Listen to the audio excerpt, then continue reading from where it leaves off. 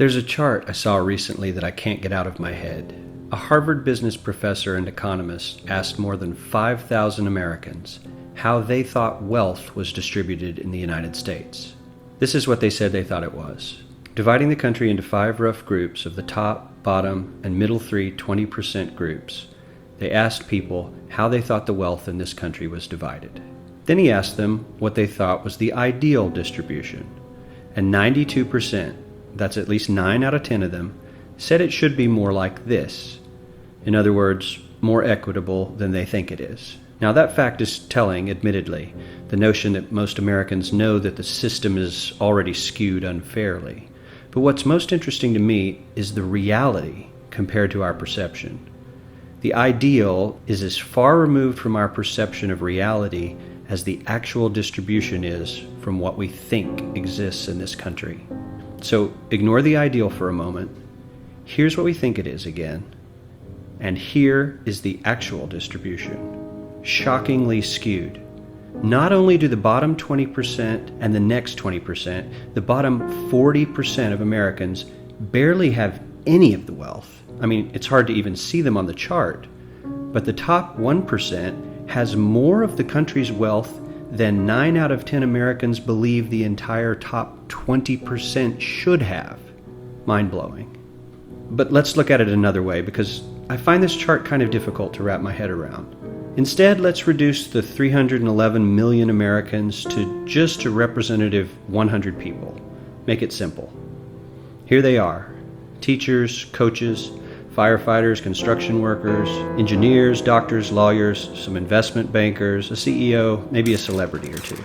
Now let's line them up according to their wealth. Poorest people on the left, wealthiest on the right, just a steady row of folks based on their net worth. We'll color code them like we did before based on which 20% quintile they fall into. Now let's reduce the total wealth of the United States, which was roughly $54 trillion in 2009, to this symbolic pile of cash. And let's distribute it among our 100 Americans. Well, here's socialism, all the wealth of the country distributed equally. We all know that won't work. We need to encourage people to work and work hard to achieve that good old American dream and keep our country moving forward. So, here's that ideal we asked everyone about. Something like this curve. This isn't too bad. We've got some incentive, as the wealthiest folks are now about 10 to 20 times better off than the poorest Americans. But hey, even the poor folks aren't actually poor, since the poverty line has stayed almost entirely off the chart. We have a super healthy middle class with a smooth transition into wealth. And yes, Republicans and Democrats alike chose this curve. 9 out of 10 people, 92%, said this was a nice, ideal distribution of America's wealth. But let's move on. This is what people think America's wealth distribution actually looks like.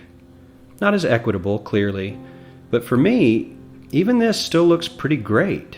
Yes, the poorest 20 to 30% are starting to suffer quite a lot compared to the ideal, and the middle class is certainly struggling more than they were, while the rich and wealthy are making roughly 100 times that of the poorest Americans, and about 10 times that of the still healthy middle class. Sadly, this isn't even close to the reality. Here is the actual distribution of wealth in America. The poorest Americans don't even register. They're down to pocket change, and the middle class is barely distinguishable from the poor. In fact, even the rich between the top 10 and 20 percentile are worse off. Only the top 10% are better off. And how much better off? So much better off that the top 2 to 5% are actually off the chart at this scale. And the top 1%, this guy, well, his stack of money stretches 10 times higher than we can show. Here's his stack of cash, restacked, all by itself. This is the top 1% we've been hearing so much about. So much green in his pockets that I have to give him a whole new column of his own, because he won't fit on my chart. 1% of America has 40% of all the nation's wealth. The bottom 80%, 8 out of every 10 people, or 80 out of these 100, only has 7% between them. And this has only gotten worse in the last 20 to 30 years. While the richest 1% take home almost a quarter of the national income today, in 1976 they took home only 9%, meaning their share of income has nearly tripled in the last 30 years. The top 1% own half the country's stocks, bonds, and mutual funds. The bottom 50% of Americans own only 0.5% of these investments, which means they aren't investing. They're just scraping by.